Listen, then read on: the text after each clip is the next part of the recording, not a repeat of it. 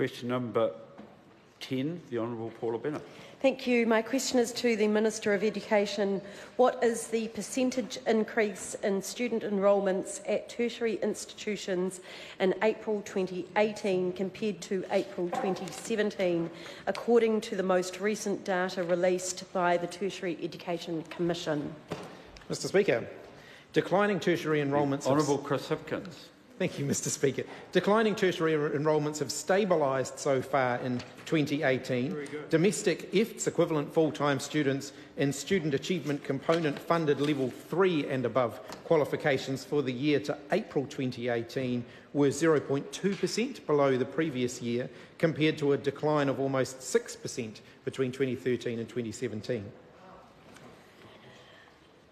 Does he agree then with Universities New Zealand Chair and University Auckland Vice-Chancellor Stuart McCutcheon, who said in regards to demographics and numbers wouldn't have been down considerably because of demographics, the effect is quite small? Mr Speaker, I have about 20 years of history in disagreeing with Stuart McCutcheon, and his statements about the fees-free policy are no exception to that. How does he explain the number of students enrolling in polytechnics and institutes of technology decreasing by 3.2%?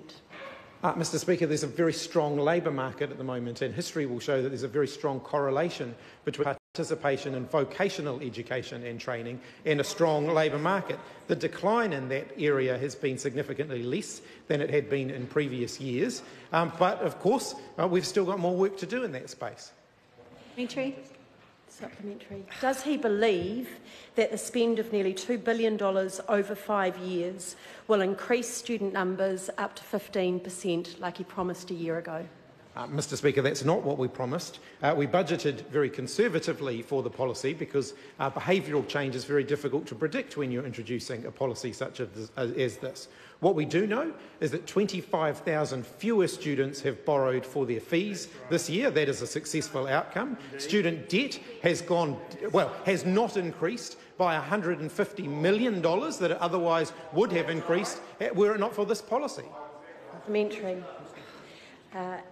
If the policy was to encourage low socio-economic students into tertiary education, does he agree with Stuart McCutcheon, who said if the objective was to make it easier for students from disadvantaged parts of our society to go to university, then it absolutely not, as in it hasn't worked? And if so, will he take Mr Whelan's advice that, quote, it's probably a good time for the government to stop and think what it's trying to achieve from this policy?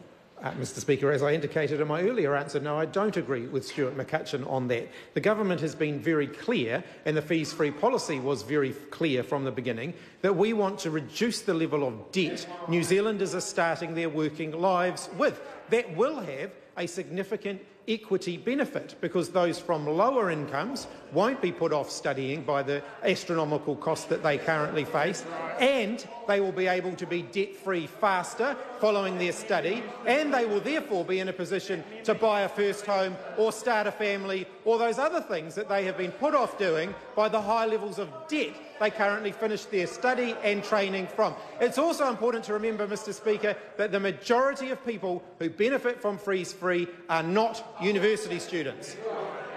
Supplementary. Why is there no additional funding in Budget 2018 for universities or industry training organisations for apprenticeships?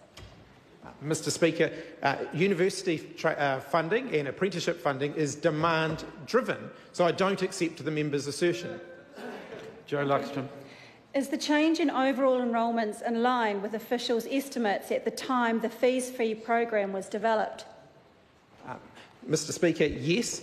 When the fees-free policy was developed, we were forecasting, but prior to the fees-free policy being developed, we were forecasting significant declines. The previous government had been forecasting significant declines in participation. As the Cabinet paper that I put up made it very clear, we were anticipating or hoping that the fees-free policy would result in that situation stabilising, and that is exactly what has happened. Question number 11, the Honourable Mark Mitchell. Thank you, Mr Speaker. My question is to the Minister of